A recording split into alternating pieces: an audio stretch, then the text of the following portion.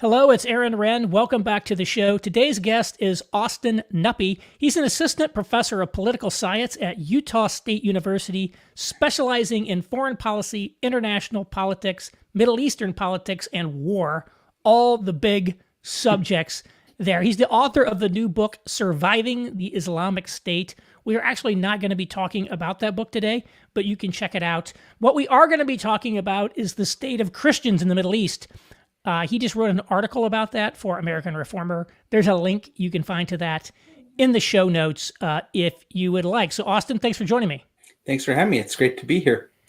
First off, how many Christians are there in the Middle East? Yeah, so historically, they've been concentrated in Israel, Palestine, places like Egypt and Lebanon. In most of these countries now, they represent less than 10% of the population. The largest Christian plurality country in the Middle East is Lebanon, where they may be as much as 25%, though obviously with conflict and war and brain drain, those numbers change quite a bit. Yeah, but there's still like a sizable population in Egypt, right? Yeah, certainly the Copts are something like 10 or 12, maybe as high as 15%. And the Coptic Church goes back to before the Orthodox Catholic split. It's probably one of the oldest denominations outside of Nazareth or Bethlehem. So there have been Christians in Egypt a long, long time. Yeah, I did a little back of the envelope math, and I calculated that there are actually more Christians in Egypt today than there were at the time of the Islamic conquest, when it was a Christian country, simply because, of course, the population is vastly greater today. Yeah. So even a small percentage is more numerically. Again, that may not be, it's relatively comparable, but we're talking, several million people. Right. There. What I think most American Christians really don't know that much about or even think much about Christians in the Middle East. Why don't we really know about these groups? Yeah, I think for most of us, we don't spend time there. For most of the folks I've gone to church with, their family members or others, if you have an opportunity, you go to Israel, maybe you spend a few hours in Bethlehem in the West Bank, you do your Holy Land tour. You don't really talk to Arab Christians. You may go to Nazareth. You may assume that those are Jews, not Arab Christians in cities like that. And so most of the time, our vacations or our pilgrimages to Israel, we know a bit about that conflict and history because it's important to how a lot of Christians read scripture and understand the history of the region. But we don't spend much time traveling elsewhere. Even here in the States, a lot of times our churches are not represented of diaspora communities or folks that migrate. We may go to church with second or third generation Lebanese or maybe Palestinians, but we just don't give much thought to that. And it's not familiar to us in terms of our Christian history. Those of us that know anything about Protestantism before the Jesus movement in the 60s or 70s don't know much about Christianity beyond the Reformation, beyond Western Europe. And so a lot of us, our church history gets a little hazy before the Reformation, especially if it's outside of Europe or North America. And so that makes it difficult for us to grasp, I think. Yeah, one of the elders in my church is a third generation Lebanese Presbyterian. Sure. And there were a lot of Presbyterian missionaries there at some point. And I think American University in Beirut was actually originally a Presbyterian college. That's right, yeah. But most of them are from very old traditions. And could you just talk about some of the different faith traditions that are there, Christian traditions that are in there? Because they're really old and a lot of us don't know much about them. Yeah, it's fascinating. I remember I was first exposed to that doing research for the book and spending time in Iraq. And then also, if you go to a place like Jerusalem and the Church of the Holy Sepulchre, there are 4 or 5 different denominations that hold mass in the church, and none of them get along. And the scheduling, obviously, there's lots of friction about, even within Christians in the holy city of Jerusalem. So yeah, you have a pretty rich landscape. Most of these churches are those that exist outside of Western Catholicism or Eastern Orthodoxy. They're the churches that dissented from some of the theological disputes you saw, like the Council of Chalcedon or maybe Nicaea. And so for most of us, the theological nerds among us, so those like systematic theology think, these are the Nestorians, or they have a flawed Christology, or they may not quite be Christian. But these are really old denominations. You have Catholics, you have Greek Orthodox, Coptic community in Egypt goes back to before the Orthodox Catholic split. You have lots of Eastern Rite churches, Assyrians, Armenians, Assyrian Church of the East. These are all related to Orthodoxy. Some of these churches, like Chalcedon are in fellowship with Rome. So there are Eastern Catholic churches that still have fellowship with the Pope. Others have their own ecclesiological structures that exist pretty independent of either what goes on in Orthodoxy or Catholicism. And of course, there are small really, but vibrant evangelical Protestant communities in places like Jordan or Beirut or Cairo or even now Iran. There's an explosion of charismatically minded Protestants in Iran. Probably it's the fastest growing area for the church is in Iran, which is a traditional adversary of U.S. foreign policy. So Yeah, it's fascinating. Yeah. yeah. We'll come back to that in a minute because I thought that Sure. was really fascinating. There, that the fastest growing Christian communities in Iran, Yeah. of all the places. So if I want to drill in on a couple of these because you hear them Yeah. because of their diaspora communities, Yeah. and that is one of them is the Assyrians, who Yeah. are presumably not the descendants of the Assyrian Empire, and the Chaldeans. Those are Yeah. two words that appear in the Bible. Yeah. But when somebody says today, I'm a Chaldean or I'm an Assyrian, what is that? What do those mean? Yeah, so those are communities in northern Iraq. Historically, that's where the diaspora is. If you think like the Babylonian exile in the Old Testament, that's Babylon's northern Iraq. And there's a province today called Babil, which is Babylon. So they it's really important to their social and political identity. Like when I talk to Iraqi Christians in places like Mosul or Erbil in this Kurdish area, they will not identify as Arab, and they certainly won't identify as Muslim. They'll identify as a Syrian Christian. Some of them even talk about Iraq as the land of two rivers, Beth Nahrain. So they're even going back before Arab Iraq, before Islam really has an influence. And so these are ancient Christian communities. The extent to which they can trace their lineage back to these ancient empires is questionable, but it's certainly an important part of their social identity. That they're not Arab, they're Assyrian, Yeah. and that they're not Muslim, they're Christians. Yeah. What about the Chaldeans? Are they the same thing or are they a different thing? Yeah, the Chaldean church is a denomination of Catholicism. So it's not an ethnic identity. Assyrianism is an ethnic identity, has its own language related to Aramaic. So you got Aramaic and with the language that Jesus spoke in the Levant, and then you have Eastern Aramaic, which is the Jews in Babylon carried on their language. So you go to an Assyrian service, you may hear a liturgy in Aramaic. It's about the closest thing you can get to Jesus's native tongue. And the Chaldeans are a group of Christians in fellowship with Rome. So they're Catholics, but they're Arab Catholics, not Italians or Spaniards. Yeah. Well, Lebanon used to be majority Christian, right? It was certainly Christian dominated politically and culturally. That's right. So after World War I, the Ottoman Empire collapses. They're part of the losing coalition of that war. The French and British come in. The French establish this colonial setup called the Syria Mandate. They combine Lebanon and Syria into one country. And like any good colonial ruler, they want to pursue divide and rule politics. And so they have a whole bunch of ethnic power sharing arrangements they put in their constitution. Then they empower Arab Christians then to be administrators, landholders, business owners, political representatives to help the French basically administrate this giant territory that used to all be Ottoman Turkish. And so that Christian political influence was certainly growing after that World War I era. So I think 1920s, 1930s, before World War II. Yeah, and is this why, they used to say that Beirut was the Paris of the Middle East and it was like a big party town? Is that because was it a Christian city? Is that part of it? Or was it had French influence. If you look at like Life magazine or other reports and before the Civil War in 1975, gorgeous beaches, restaurants, bars you can get alcohol. That's still the case now, but now after the Civil War, Beirut's a city that's really Balkanized. It kind of varies neighborhood by neighborhood.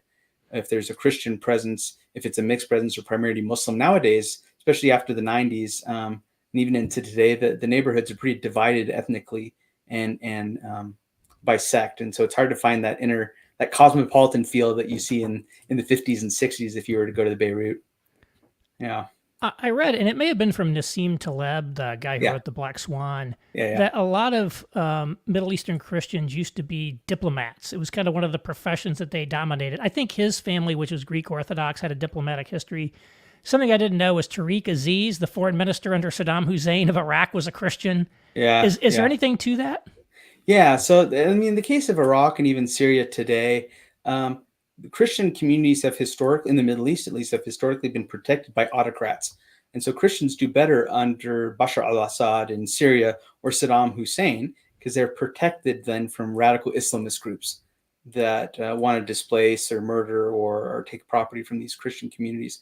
And so it's kind of a byproduct of divide and rule politics, where you see that. And Christians, if you think about a place like Lebanon, one of my political heroes of the 20th century is Charles Malik, who was a Lebanese Christian diplomat that was really essential in the early days of the United Nations, helping to develop the UN Declaration of Human Rights. Really thoughtful politics and faith thinker that was active in the international sphere. And he was from Lebanon and was intimately involved in international politics. Most of us don't read him today, but yeah, really important thinker there as well, who's a Christian. What was the name again? Charles Malik. Charles Malik. Yeah. The other thing is Lebanese Christians particularly are known for being extremely successful as diaspora communities. So Carlos Slim, who's Mexico's richest man, is of Lebanese Christian origins.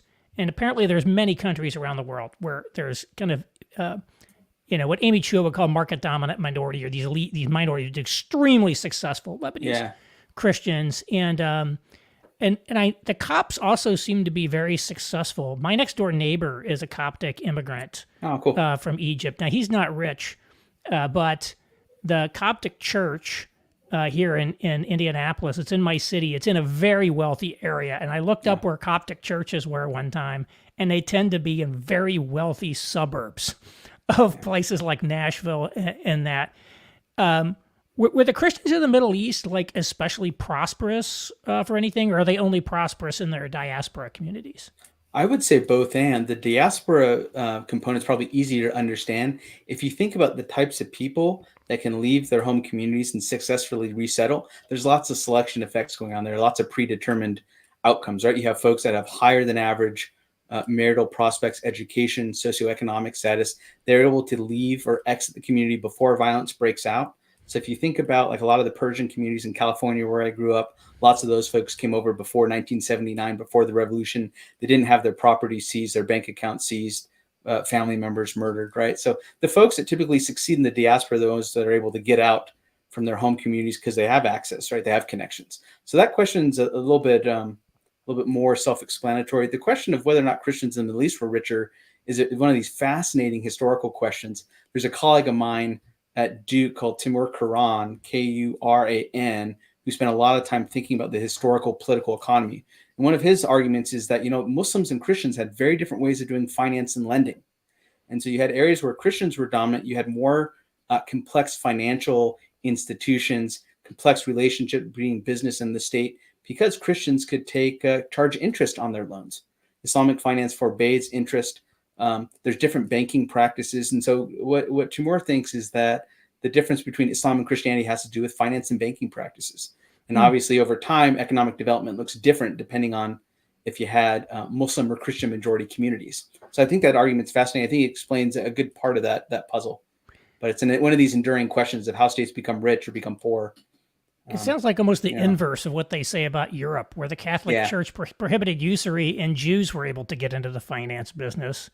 Yeah, whereas in the Arab world, it was the Arabs the Muslims who had those more strict requirements on usury, and maybe these old churches didn't have the same usury restrictions that Western Christian did.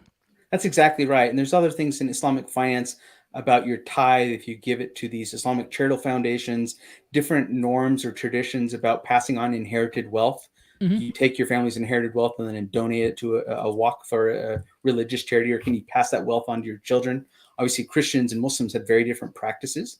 And so then you have generational wealth that has knock-on effects for economic development decades and centuries down the line. And so I think there's a lot to that argument.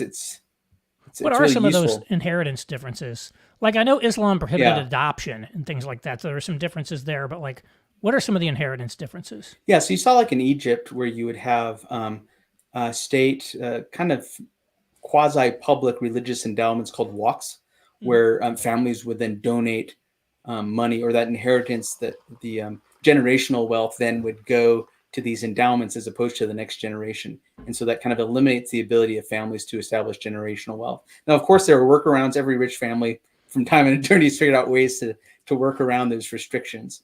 But that's one that comes to mind as a key difference between Muslim and Christian elites or economic elites. It's like a de facto estate tax. You're Yeah. You're expected to give all your money to the. Yeah, exactly. Same sort of institution, just a different context. Yeah, I guess in Europe, some of that happened too. People donated fortunes to the church, and then people like Henry VIII are like, well, we're not going to let that happen anymore. We're going to take all that money. We're just going to take that. Yep. Interesting. Now, you said that in your paper that the Christian community in the Middle East has been shrinking numerically for 100 years. Yeah. What has been driving that? Yeah, so the main argument I make in the American Reformer piece is not that U.S. foreign policy is primarily responsible for the destruction of Christian communities. I think that's probably too coarse and simplistic. I do argue that U.S. foreign policy has exacerbated or accelerated the demise of Christian communities, and that's to our detriment, especially for those of us that are American citizens. We need to think long and hard about those kind of where our true allegiance lies. But before U.S. involvement, the U.S. isn't really dominant in the Middle East before the 1960s or maybe 70s. Think about post-Vietnam, Jimmy Carter's when the U.S. really becomes a hegemonic power in the Middle East. Prior to that, you had conflicts, you had lack of economic development, lots of areas, like fragile states throughout the world, right? People that have high education or economic opportunities overseas leave. And so migration, displacement, you had two devastating world wars that played a large role in the Middle East. You had the collapse of empires like the Ottomans. You had the Armenian genocide, which eliminated something like 1.5 million Assyrian and Armenian Christians in Turkey, northern Lebanon. And so it's a combination of lack of economic development, repressive politics, and political violence, civil wars that contribute to that decrease in Christians. Yeah. Yeah, my understanding is there used to be large Jewish populations in a lot of these countries too. There were a lot of ethnic minorities. The Ottomans were running a multi-ethnic empire. Yep.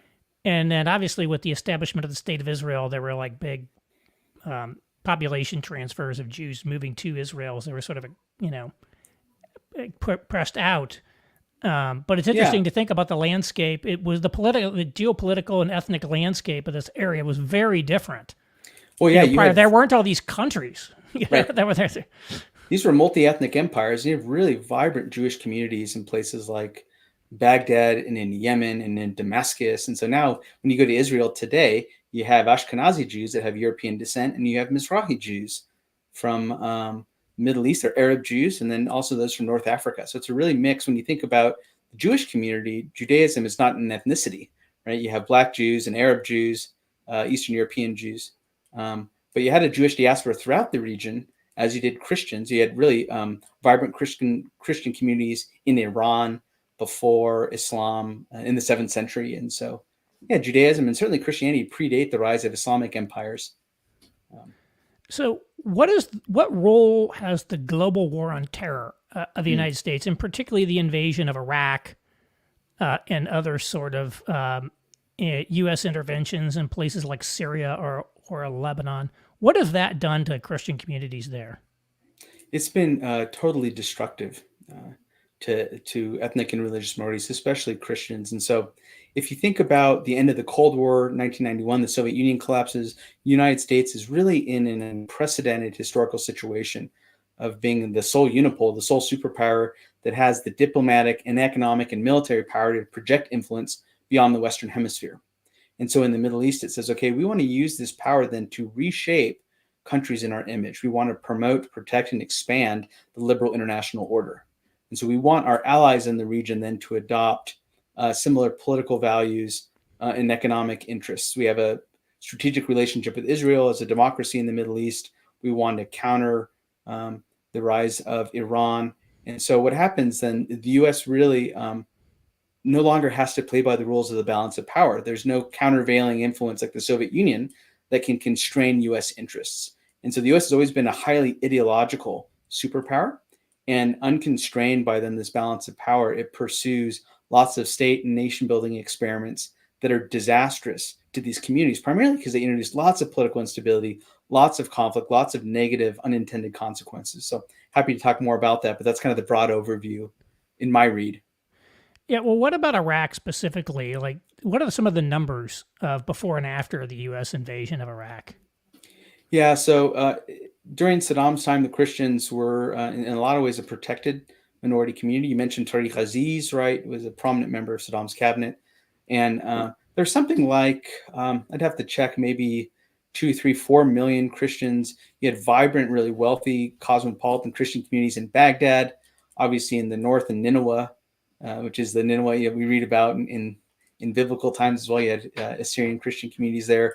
They did okay. They were protected by the regime. They suffered, obviously, from political repression. It was not an easy place to live, but they weren't threatened by Islamist terror violence. After we get rid of Saddam, what happens is you have massive population transfers. You have millions of people that flee Iraq. They're displaced to places like Jordan, Lebanon. The most fortunate of those get to escape to the diaspora. So they wind up in North America, Canada, Europe, even Australia. You have Iraqi Christians.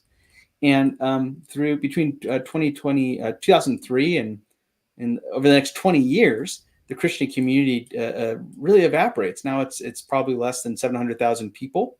There are Christian denominations that are protected in Iraqi Kurdistan. You have a small residual Christian presence in Baghdad, but it shrunk massively because of the U.S. intervention and the subsequent civil war, let alone ISIS. Those listeners that are interested could look in the book and read all about the way ISIS really victimized ethnic and religious minorities in Iraq. It was just devastating for the Christian remnant that was there. Those that held out until 2014, then had to confront Islamic State occupation for 4 or 5 years. Really devastating. So you basically we're looking at a sizable Christian community in Iraq that has been there for basically 2,000 years. Since the 4th century, yes. That was basically all but destroyed because of the American evangelical George W. Bush. Yeah, because of our messianic foreign policy. We want to transform societies, It's stunning to me that a guy like Bush, they always say he was a theocrat, he was this, he was that, showed essentially no concern whatsoever for Christian interests in the Middle East or anywhere else in the world, as near as I can tell, very much in contrast to his incredibly solicitous treatment of Muslims in the U.S. I mean, within a week of 9/11, he's visiting a mosque, talking about, hey, our enemy is not Islam, etc. And he just, goes in and certainly I haven't seen anything to indicate he ever even thought from a heartbeat about Christian community in Iraq. Maybe that's too much of an exaggeration. I'll tell you, I know Iraqi Christians in Chicago, and I'll tell you, no group of people was more hostile towards George W. Bush's invasion of Iraq than them. I have never seen a group of people who literally, they viewed it as in entirely negative terms. It's totally crazy. When I was, I've spent lots of time with the Iraqi diaspora in the States. I've talked to, when I was starting research on the book, I was in Columbus, Ohio in graduate school, went to this Iraqi shisha bar restaurant, was talking to all these men, different generations. And you had, men in their 50s, 60s, all the way down to older teenagers. And you had lots of nostalgia for Saddam Hussein. So these were Sunni Muslims living in Columbus, Ohio, displaced by the 2003 war, saying, I was a cop in Baghdad. It was not great, but at least I had a pension. At least I had a bank account where the currency maintained its value, right? And so it's really interesting thinking about just these negative unintended consequences. I mean, Bush, I think to his credit, within the State Department, there's an International Office of Religious Freedom. That's mostly perfunctory. It doesn't have the budget or political influence to actually shape outcomes in the Middle East.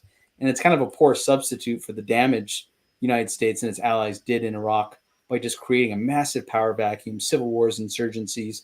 In the case of Syria, at one point, the CIA and Pentagon are funding different Islamist terror groups, one of which evolves to become ISIS. And so we fail to appreciate that by weakening Bashar al-Assad, we're actually contributing to the demise or destruction of Christian communities in Syria. Of all the damage the Russians have done in the Middle East, they at least have recognized that supporting autocrats means also protecting these Christian minority communities. I think a lot of that's posturing. I'm not saying Russian intervention in the Middle East has been good, but it's been perhaps more nuanced in terms of the knock-on and negative effects that military intervention does to these fragile communities. You talk to American Christians, and I don't think it's an exaggeration to say 98% of their energy and mental dedication to the topic of the Middle East is about supporting Israel. And maybe 2% about Middle Eastern Christian. There essentially seems to be no concern or even awareness among most people of that. And just one example that really blew me away. and this isn't really the Middle East, it's more Central Asia, Sure. is the recent ethnic cleansing of Armenia, about 100,000 Armenian Christians out of a region called Nagorno-Karabakh Yeah. by Azerbaijan. Mm-hmm. And again, Armenia was the very first Christian country in the world, is my understanding, going back to, again, like the 4th century. And, they may have said something about it since, but I go look at the SBC's Ethics and Religious Liberty Commission. Did they say anything about it? No. They routinely comment on foreign policy. They said nothing about this. Yep. Even a guy who's normally like attuned and solid on this stuff, like Rod Dreher, I'm like, did Rod Dreher say anything about it? So I searched on his blog. I couldn't find anything he said about it. I'm like, if he's Orthodox, yeah. Yeah, he's like usually really on this. Like, how is it possible that American Christians are so detached from this environment, particularly when in a domestic context, we're frequently told that Christian solidarity across, ethnic and such lines should take priority even over, local commitments to, your fellow kind of co-nationals in America. And yet we see there's no concern at all. Maybe I'm overstating it, but that's how I see it. It's certainly selective, right? I think you're right with the Armenia situation. You have a tiny Christian country sandwiched between, you have the Russians in the north, you have regionally aspiring great powers. The thing that's tragic there is that Turkey's a NATO ally. Turkey then assisting Azerbaijan in the destruction of Christian communities in this contested region. The Russians then backing Armenia.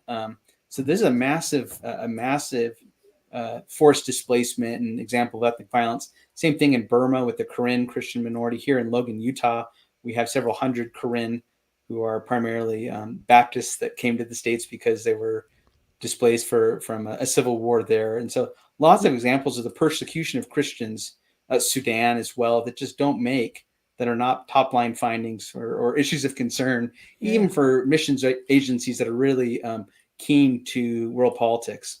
I believe we have the largest Burmese refugee community in the United States here in Indianapolis, like 30,000 people.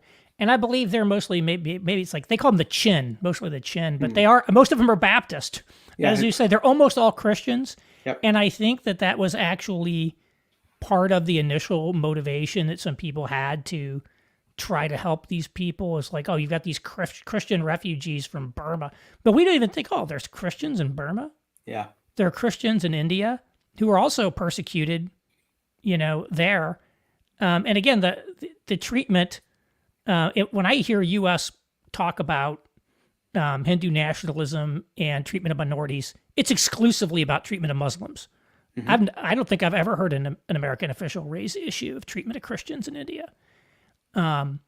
It seems like it's like almost like explicitly deprioritized. Yeah, that's right.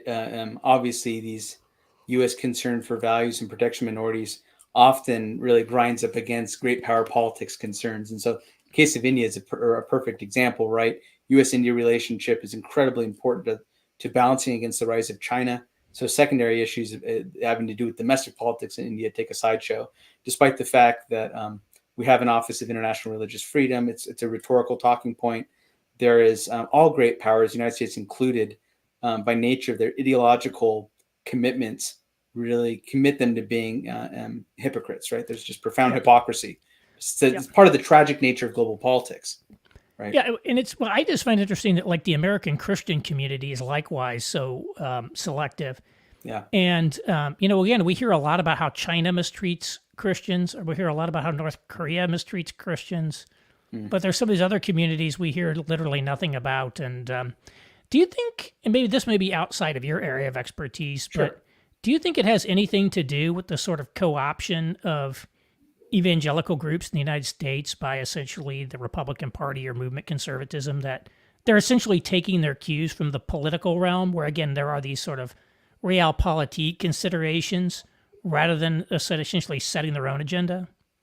I think both the progressive left and conservative right are guilty of that. You see the same thing among sojourners and progressive evangelicals, a very selective attention to religious persecution, support for Christians. I think part of that is broader politics or political alliance among the religious right and Republicans. At a more local level, we just don't spend much time talking. We don't live next to these folks. We don't go to church with them. We don't go to their restaurants. Yeah. most of us perhaps don't, right? We don't go to their restaurants or their grocery stores. And so when you get to start to know these Christian communities, we don't visit their churches.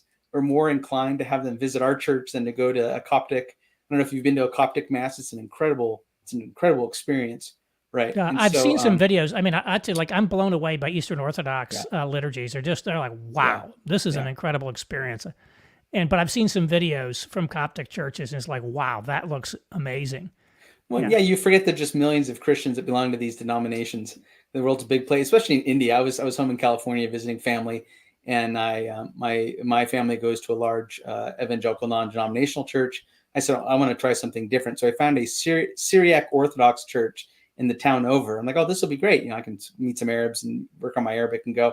I go to this place, and it's hilarious. I show up, and it's hundreds and hundreds of South Indians. They're all from Kerala because there's a Syriac Orthodox church in South India. These aren't the Arab Syriacs. These are the ones from St. Thomas, the 4th century, that wind up in South India. And because it's the Bay Area and Silicon Valley, there's lots of Indians around. And so their liturgy is not in Aramaic. It's in their local Kerala language. And so, Kerala is the most Christian province of India, and there's a lot of Catholics, and I think their services go on for hours. This was a 3-hour experience. It's like incredible. I made the mistake of leaving before lunch. I should have stayed for the potluck. But, yeah. But I mean, that's the thing. It's like the Christians have been in India for a very long time, and of course, the tradition is that St. Thomas spread Christianity to India. Whether or not that's true, it's indisputably true. They've been there a very, very long time. Yeah, Philip Jenkins' books, he has that trilogy series on the rise of global Christianity. He's really good on that for those that want to explore more the history of Christianity in India. So within the kind of the geopolitical constraints, what do you think the U.S. government should do to help sustain and protect Middle Eastern Christian communities? Yeah, so I think a lot of it has to do with our immigration policy. We need to have more discernment in terms of policy in our immigration. I remember back in 2016, the beginning of the Trump administration, there's all this concern over a Muslim ban. That didn't really turn out to be as dramatic as those feared. But I remember at the beginning when that was announced in Dearborn, outside of Detroit, you had a whole bunch of Iraqi Chaldeans worried that they're going to get deported. Like, we're not Arabs, we're not Muslims, we're Christians. Like, we're not. Why are we going to be targeted by this policy, right? And so you hear about all the Republicans talk about, in Dearborn, Michigan, it's like, but like a lot of the Arabs in Detroit are Christian, and like all those like party store owners, I think, are all Christians. Yeah, and they happen to be a very they are a group of opportunity if you're looking to build a new political coalition of folks that are socially conservative. Like, one would think that would actually be a community you may want to court. Right. So I think the immigration policy is one component of it. I'm more of an expert in foreign policy and world politics. I would say the U.S. propensity to go around the world overthrowing regimes or getting involved in proxy wars that end up destabilizing regimes and displacing or killing these minorities is not in the U.S. national interest. It's not in the interest of these countries. That doesn't mean that we double down on the policy of supporting Arab autocrats, but there is something to be said that the Christian community in a place like Egypt is far better off than in Lebanon, Syria, Iraq, where the U.S. has not tried to transform politics there to the end of a rifle barrel. It's just been incredibly destructive. And those that are cued into U.S. foreign policy in the Middle East are Christians that look at this. A lot are just silent. We failed to come to terms with the destruction that the U.S. War on terror has done to these communities, and just the hundreds of thousands of civilians killed, displaced. We haven't had an honest conversation about that. And I think with the rise of President Trump there in 2016, he was giving voice to that concern. It was scandalous. I remember Jeb Bush's reaction during one of the early debates, trying to defend his brother's policy, and Trump, at least to his credit, was like, "Why are we still defending the Iraq War?" Right. Yeah. Well, that's still the case in 2024. Yeah, that was shocking. That 2000. I remember that.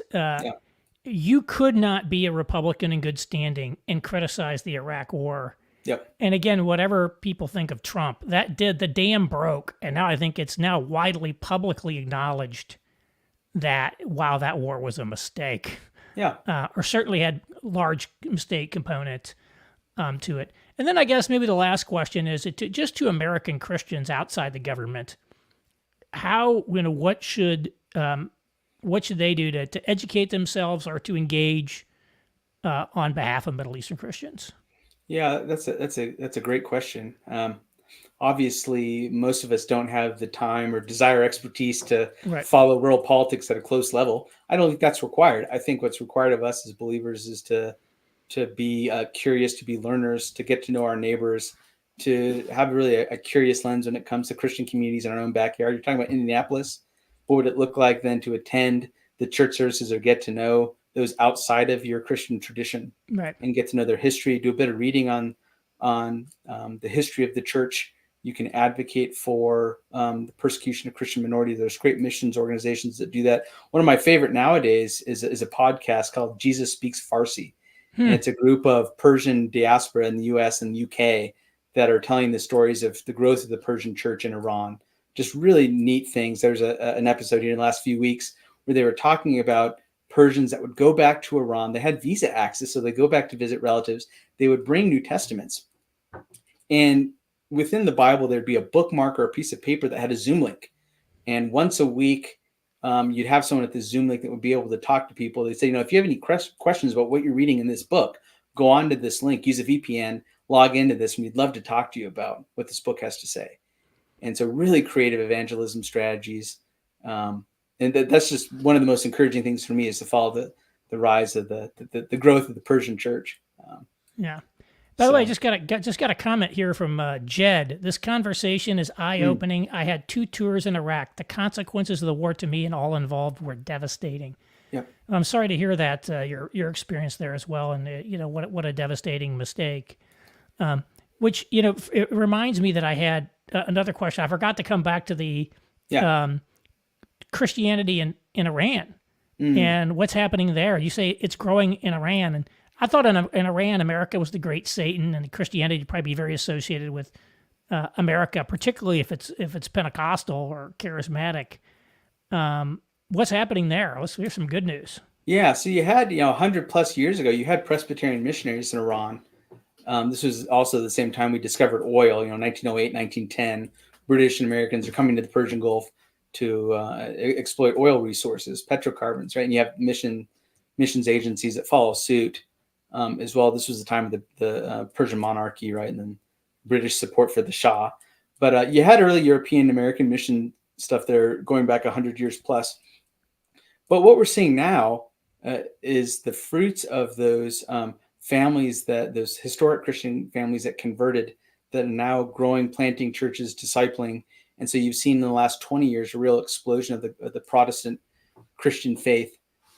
This is just the legacy of missions that go back quite a ways. And so there's a long, patient perseverance of that church. I think sociologically, there's lots of factors, right? Iran is a theocracy. And so there's a fusion of Shia Islam and politics. Lots of people are just fed up with theocratic politics. They're fed up with the government's involvement in Islam. They're not particularly observant Muslims. There's economic degradation because of the sanctions that the Americans and Europeans have imposed on Iran. Mm-hmm. They're frustrated with politics. You've got 40% of Iran that's under the age of 35 or 40, highly cosmopolitan, highly literate, highly educated. They're looking for meaning, an alternative set of politics, an alternative means of hope. And so it's just really fertile ground for the growth of the gospel. I have heard, it's long been known that it's extraordinarily difficult to convince somebody who's Muslim to convert to Christianity. Yeah. But what I have sort of heard from people who are involved in missions is that it's like less true today, that there's actually maybe more success in converting people converting from Islam to Christianity. Is that true? There's lots of I follow these conversations. There's missions organizations like Frontiers, Pioneers that go to the region and have kind of tent making ministries. A lot of the testimonies or conversion stories are quite miraculous. And so it has a lot to do, there's these charismatic examples of dreams and people at prayer services praying and getting a revelation that Jesus is the Messiah in Arabic. That's super important, right? Because in Islam, God speaks Arabic. Arabic's a divine language. And so what you need is God's revelation to you in Arabic that Jesus is actually the Messiah. And so you have lots of that, lots of encouraging stories. There's an evangelical seminary in Beirut that has a great newsletter and prayer newsletter and YouTube series on seminary students from all over the region that are coming there to get training. And so if you pay attention and you dig into these, there's lots of encouraging testimonies. But it's a really miraculous. I think it's in a lot of ways a more hopeful place for the growth of the church in Western Europe. I think I'd much rather be a Christian missionary in Beirut than in Berlin or Paris, to be quite honest. Oh, wow. That's really interesting. Yeah. A lot of interesting stuff going on in the Middle East. Again, we don't really know a lot about it. People are loving this conversations, by the way. We have almost 600 people watching us live right now, which is great. For those of you who are out there, be sure to follow me on Twitter, Aaron_Ren. Hit the subscribe button on my YouTube channel. If somebody sent you this on the podcast, be sure to sign up so you don't miss any of my future podcasts. So my guest today has been Austin Knuppe. He's a professor of political science, specializing in the Middle East at Utah State University. He's the author of the book Surviving the Islamic State, which you can look up should you be interested in that.